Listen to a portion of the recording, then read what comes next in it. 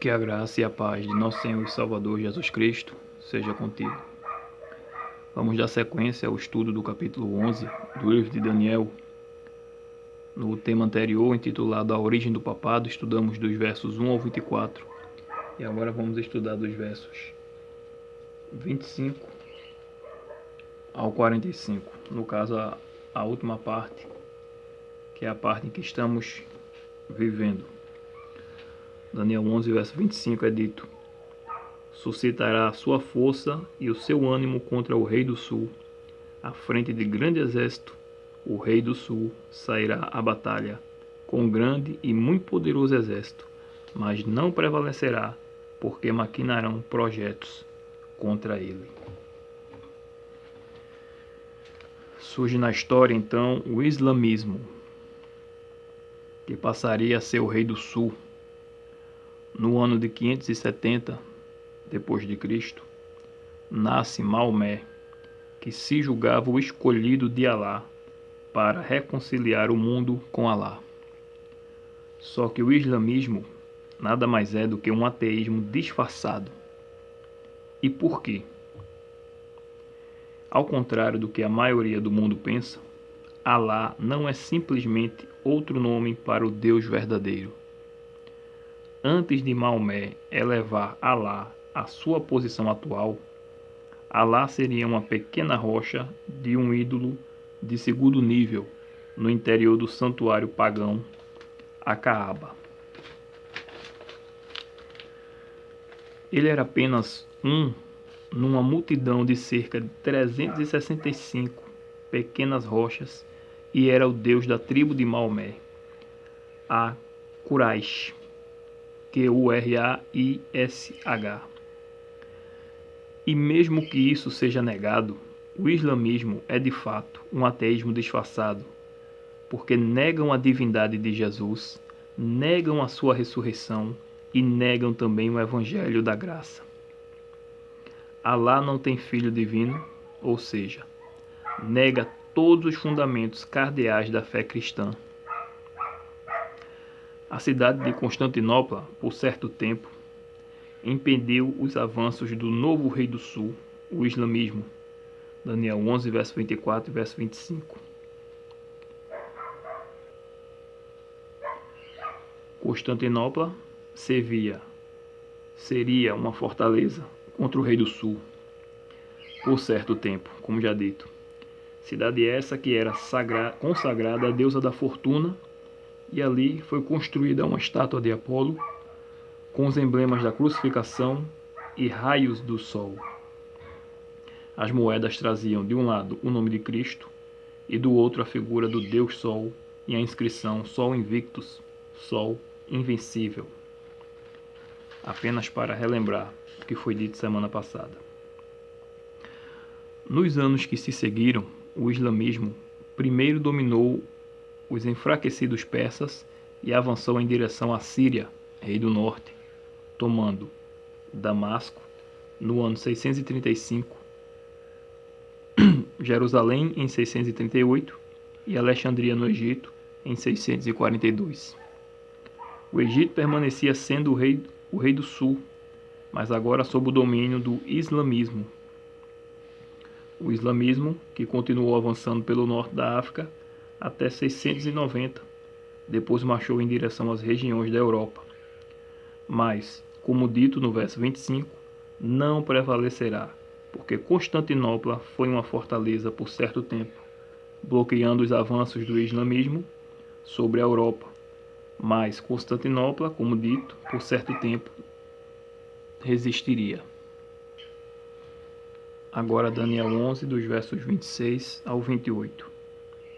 Os que comerem os seus manjares o destruirão, e o exército dele será arrasado, e muitos cairão traspassados. Também estes dois reis se empenharão em fazer o mal, e a uma só mesa falarão mentiras. Porém, isso não prosperará, porque o fim virá no tempo determinado. Então o homem vil tornará para sua terra com grande riqueza, e o seu coração será contra a santa aliança, e ele fará o que lhe aprouver, e tornará para a sua terra. Aqui entra em cena as cruzadas e a Inquisição contra o povo santo.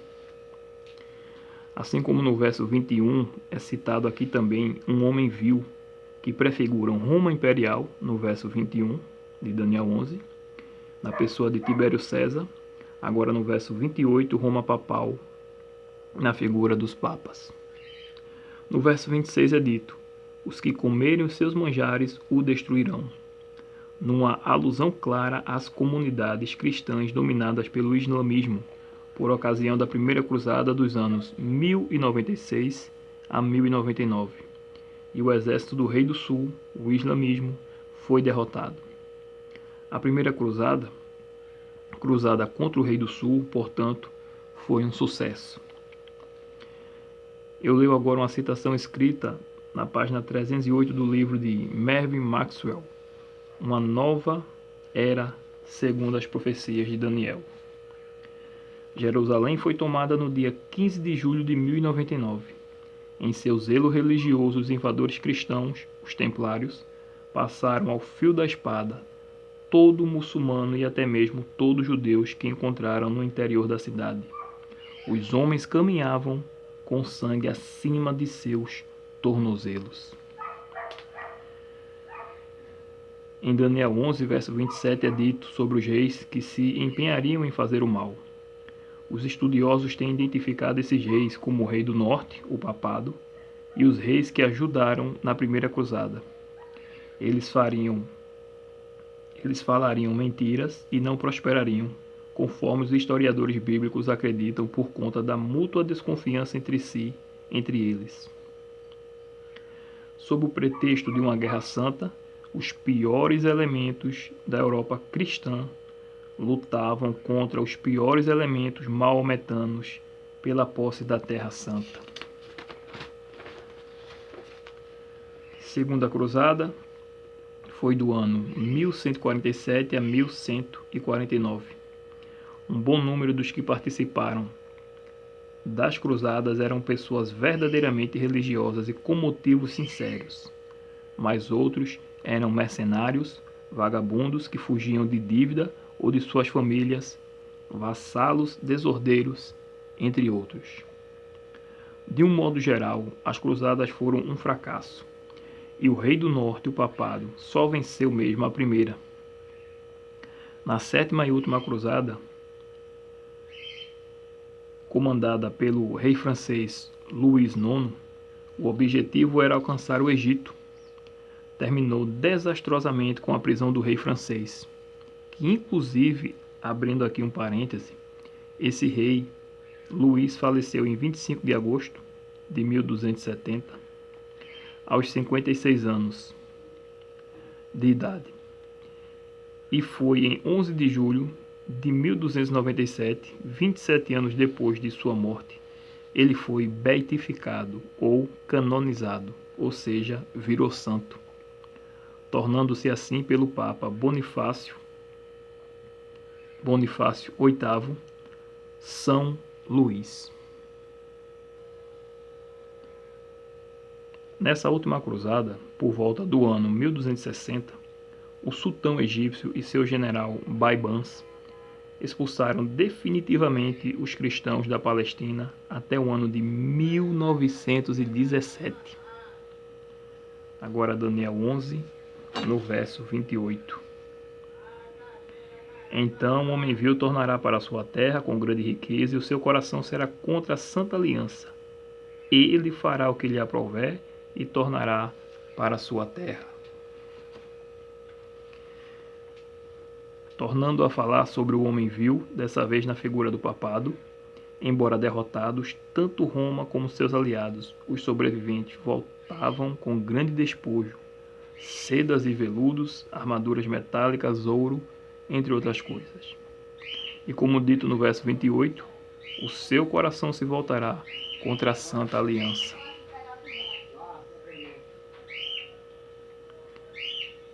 Além da perseguição papal de 1260 anos, de Daniel 7:25, no século XIII, a Igreja de Roma instituiu a arma mais terrível do papado, a Inquisição. O Espírito Santo nos diz, no terceiro capítulo do livro Grande Conflito, que em conselhos secretos a mente dos homens maus eram dominadas por Satanás e seus anjos. Babilônia se embriagou com o sangue dos santos. Além disso, reis e imperadores se submetiam aos decretos do Papa. Por séculos, as pessoas aceitavam suas doutrinas hereges sem questionar, honravam o clero e o sustentavam liberalmente. Desde então, a Igreja Católica nunca mais conquistou tanto poder. O meio-dia do papado foi a meia-noite do mundo, pois as pessoas não conheciam as Escrituras. Uma paralisia moral e intelectual havia recaído sobre a cristandade. Os cristãos, com isso, se viam obrigados a fugir de país em país e muitas vezes forçados a se refugiar nas montanhas. Nesse período da história se destacam os valdenses. Os valdenses tinham a Bíblia em sua língua materna, o que os tornou alvo especial da perseguição. Os valdenses declaravam que Roma era a Babilônia do Apocalipse. Eles arriscaram a própria vida. Isso nos mostra também que temos que dar valor à Bíblia, pois muitos morreram para que a Bíblia pudesse chegar até nós. Daniel 11, do verso 29 ao 30. No tempo determinado tornará a avançar contra o sul, mas não será nesta última vez como foi na primeira, porque virão contra ele navios de Quitim, que lhe causarão tristeza, voltará e se indignará contra a Santa Aliança, e fará o que lhe aprouver, e tendo voltado, atenderá aos que tiverem desamparado a Santa Aliança. Aqui temos a última investida papal contra o rei do sul, e não será como a primeira. Ou seja, num conto geral, o papado foi derrotado nas primeiras cruzadas. Mas agora, como a profecia relata, sairá vencedor e fará o que lhe aprouver, se voltando inclusive contra a Santa Aliança. E se você não sabe qual é a Santa Aliança, você pode acessar a playlist aqui no canal por nome Aliança Eterna. É a aliança que Deus fez com a humanidade, a aliança da graça, a aliança da salvação.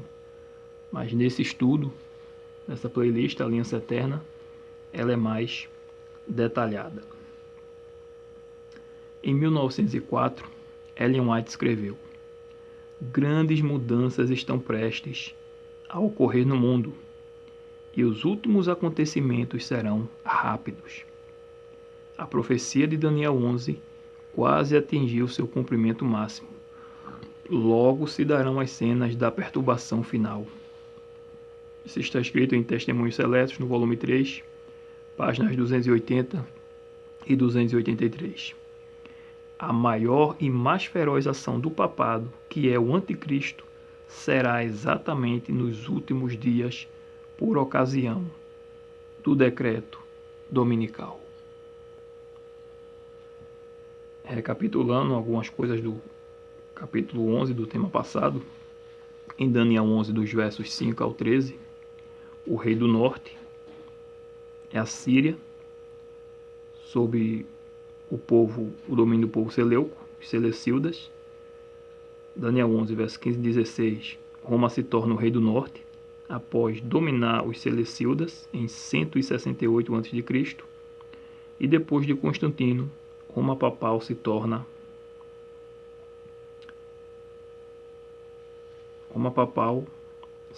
o rei do norte. Dos versos 15 e 16, Roma imperial se torna o rei do norte, quando ele domina os Seleucidas no ano 168, e depois de Constantino, Roma papal se torna o rei do norte. Daniel 11, 25, como diz a profecia de Apocalipse 13, o dragão lhe deu o seu trono, poder e autoridade. No tempo do fim, um manto de religiosidade cobrirá a terra, mas não haverá espaço para debates ou discussões, ou seja, não haverá liberdade religiosa. Ou aceita ou morre. Uma falsa religião já está sendo estabelecida e sob a bandeira da ecologia. O papado já começa a enfileirar as religiões sob o seu domínio. O objetivo principal da Igreja de Roma é a anulação da lei de Deus, instituindo assim o falso dia de adoração, o primeiro dia da semana, o domingo. Essa é a marca de autoridade da Igreja Católica no cristianismo. E breve será a marca de sua autoridade em todo o mundo, seja civil ou religioso. Um ateu, por exemplo, não precisa se converter ao catolicismo, basta se curvar à sua autoridade, honrando o domingo como um dia especial. Agora, um dia especial para quê? Deus, o nosso Deus, manda santificar o sábado para adorá-lo como nosso Criador. Já o Papa manda santificar o domingo para salvar a terra, ou seja, para adorar a terra, enquanto Jesus diz que o sábado foi estabelecido por causa do homem, ou seja, foi dado de presente ao homem para que ele tenha descanso e tenha melhor comunhão com Deus e possa adorá-lo livremente, sem se preocupar com as suas preocupações seculares, como trazer o pão à mesa. A Igreja Católica diz que o dia a ser guardado é o domingo para honrar a terra. Você decide se você honra Deus ou se você vai honrar a Pachamama, né? A Mãe Gaia, a terra. Daniel 11, verso 31. Dele sairão forças que profanarão o santuário, a fortaleza nossa, e tirarão o sacrifício diário, estabelecendo a abominação desoladora. O sacrifício diário ou contínuo é a contínua intercessão de Cristo Jesus como nosso sumo sacerdote. E a abominação desoladora é o ato de anular a lei de Deus da face da terra, fazendo com que todos achem que o Papa é o nosso intercessor entre Deus e os homens, anulando assim a intercessão de Cristo e, consequentemente, pondo de lado os 10 mandamentos bíblicos e honrando os 10 mandamentos do Catecismo Romano, e em especial o de santificar o domingo. Bom lembrar também que nesse verso de Daniel 11:31, seguindo a sequência histórica, já estamos em nossos dias. Portanto, esse sacrifício diário e esse santuário não é o santuário terrestre, pois ele não existe mais. É o santuário celestial. E esse ataque direto ao santuário celestial, no lugar santíssimo, porque é lá que Cristo está ministrando a nosso favor, perante Deus, perante a Arca da Aliança, onde se encontra os 10 mandamentos de Jeová. Apocalipse 11, no verso 19, seguindo o contexto do tempo do fim, após o anúncio da 7ª trombeta, após tocar, aliás, a 7ª trombeta, que é a última trombeta que o apóstolo Paulo fala, quando soar a última trombeta, o que é que vai acontecer? Apocalipse 11, verso 19. Abriu-se então o santuário de Deus que se acha no céu. O santuário de Deus não é o céu.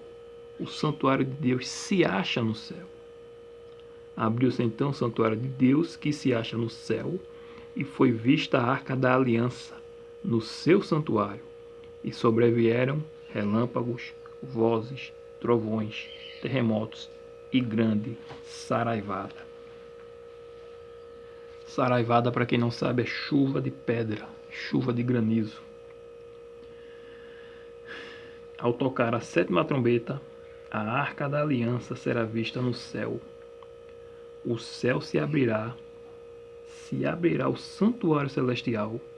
A arca da aliança será vista por todos e toda a humanidade terá que ler os 10 mandamentos. Aleluia! Os perdidos verão aquilo com terror indescritível e os salvos com grande gozo e regozijo. Aleluia!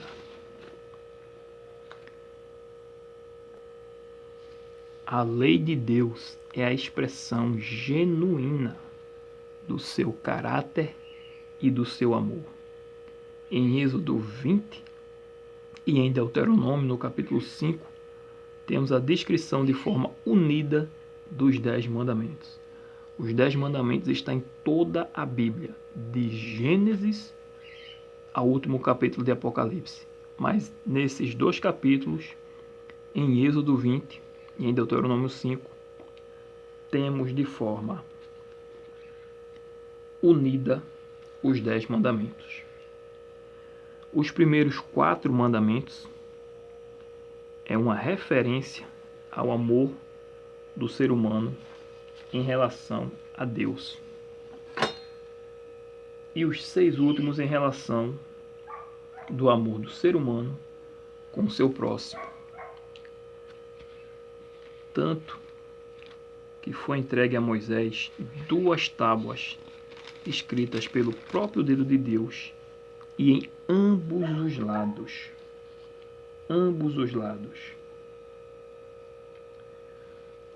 Por exemplo, os primeiros 4 capítulos diz: não terás outros deuses diante de mim. O segundo: não farás para ti imagem de escultura, não as adorarás nem lhe prestarás culto. No terceiro: não tomarás o nome do Senhor teu Deus em vão.